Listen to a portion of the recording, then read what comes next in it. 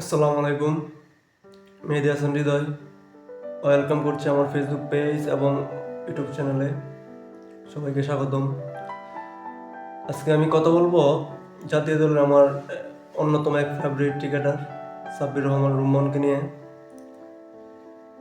আসলে জাতীয় দলের সাকিবের পরে যাকে একটু বেশি ভালো লাগে, যার খেলা বেশি ভালো লাগে, উপভোগ করি, সেটা হচ্ছে সাব্বির রহমান। সে আরও অনেকদিন খেলার বাইরে ছিল ছিল বলতে ওর পারফরমেন্স এবং বিভিন্ন বিতর্কের কারণেও অনেকদিন খেলার বাইরে ছিল, কিন্তু আবার ও কামব্যাক করার যে ওর মানে চেষ্টা, একটা আত্মবিশ্বাস, কনফিডেন্স ও দীর্ঘদিন ধরে চালিয়ে যাচ্ছে। এবং আমরা গত বিপিএলে দেখেছি তার খেলার ধরন, হিটিং এবিলিটি আগের মতোই, যে শুরুর যে কেরিয়ার যেরকম ছিল ওইরকমই আছে। এবং ঢাকার হয়ে বেশ কয়েকটা ম্যাচ খেলেছে এবং ম্যাচ উইনারও ছিলেন, এবং প্রায় সম্ভবত আসর শেষ করেছেন 180+200টা স্ট্রাইক রেটে।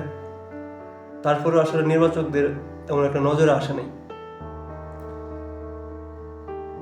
যে গত বিপিএলে যে পারফরমেন্সটা সাব্বির রহমান করেছেন, এই পারফরমেন্সটা যদি অন্য যে কোনো ক্রিকেটার করতো অবশ্যই সে জাতীয় দলে গুডবুকে আসতো, কিন্তু সেটা সাব্বির রহমানের ক্ষেত্রে পুরোপুরি ভিন্ন। এবার আশা রাখছি সাব্বির রহমানের একবারে লাস্ট সুযোগ, ও যদি কামব্যাক করতে পারে এই ওয়ার্ল্ড কাপ দিয়ে করতে হবে এবং এই বিপিএলের পারফরমেন্স দিয়েই ওর করতে হবে। এটাই সাব্বির রহমানের জন্য একবারে শেষ সুযোগ, আর কোনো বিকল্প অপশন নাই। এখন বিষয়টা হচ্ছে মোটামুটি বিপিএলের পরপরই স্কোয়াড ঘোষণা হবে, প্রায় 16 সদস্য অথবা 18 সদস্য দল ঘোষণা হবে। তার মধ্যে 11 সদস্য হয়ে গেছে, টোটালি মেন 11 কনফার্ম। আমরা যে প্লেয়ারগুলো আছে আমরা কাউকে বাদ দিতে পারবো না। হ্যাঁ, এখানে 3 থেকে 4টা স্পট আছে, এগুলো খালি আছে। এবং সবচেয়ে গুড নিউজ হচ্ছে ওর যে ফেভারিট যে স্পটটা আছে 6-7, 4-5-6-7, এই স্পটগুলোতে এখনও এই স্পটগুলো এখন মিডিল অর্ডার হয়ে গেছে। এবং একবারে লোয়ার, যেহেতু মিডিল অর্ডারের ব্যাটসম্যান টপ অর্ডার হয়ে গেছে, মিডিল অর্ডার ব্যাটসম্যান মিডিল অর্ডারে ফিনিশিংয়ে ওর যথেষ্ট সুযোগ আছে নেওয়ার মতো, যদি নির্বাচকদের গুডবুকে আসে।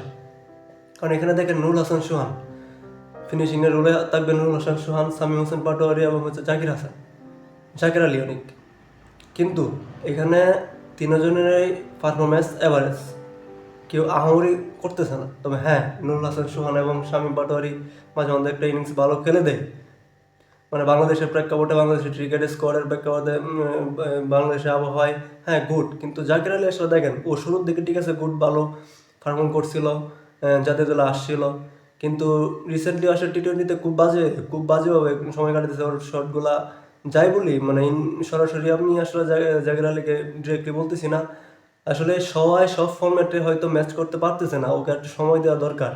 জাতীয় দলে ওকে সময় না দেওয়া দরকার না, এর বাহিরে যেমন বিভিন্ন লোয়ার অর্ডারের যে মিডিল যে টিমগুলো আছে ওইগুলোর সাথে ওকে একাধিক ম্যাচ খেলা দেওয়া দরকার। কিন্তু এখানে এই জাকির আলীর স্পটে Sabbir Rahman I am pretty much sure ভালো করবে। সাব্বিরের আমি গত ম্যাচ দেখলাম, 10 বলে মেবি 21 রান করছে। আসলে ওর যে শটগুলা ইম্প্যাক্ট একটা প্লেয়ারের যা রুলস পুরোপুরি পালন করছে। আমি আশা রাখবো সাব্বিরের জন্য, আমাদের আশা থাকবে ওই বিপিএল একটা ভালো কিছু করবে এবং এই বিপিএল দিয়েই আসন্ন টি-20 ওয়ার্ল্ড কাপে কামব্যাক করবে। কারণ এটাই ওর লাস্ট সুযোগ, আর কোনো অপশন নাই। এবং এখানে বেশি একটা গুড লাক ফেভার করতে হবে, কারণ সাব্বিরের কোনো নাই, কোনো জাতীয় দলে ন্যাশনাল টিমে নির্বাচিত কোনো পাওয়ার নাই। আসলে যা করতে হবে পারফরমেন্স দিয়ে করতে হবে। এখন পারফরমেন্স অনেক সময় ওই নির্বাচকদের কারণে পারফরমেন্সের কাজে আসে না। এটার জন্য আমি আশা রাখবো, নির্বাচকদেরকেও দৃষ্টি আকর্ষণ রাখবো, যাতে সাব্বিরের দিকে একটা স্পেশাল নজর দেওয়া হয়। কারণ ওর এবিলিটি, ফিটনেস সব কিছু আগের মতো আমরা দেখতে পাচ্ছি, সব কিছু আগের মতো ঠিক আছে। আমি আশা রাখবো এবং আমরা আশা করব সাব্বির রহমান যেন জাতীয় দলে ফিরে। সাব্বিরের জন্য শুভকামনা রইল এবং আমার চ্যানেলটিকে সাবস্ক্রাইব করার জন্য আমন্ত্রণ জানাচ্ছি। ধন্যবাদ। আসসালামু আলাইকুম।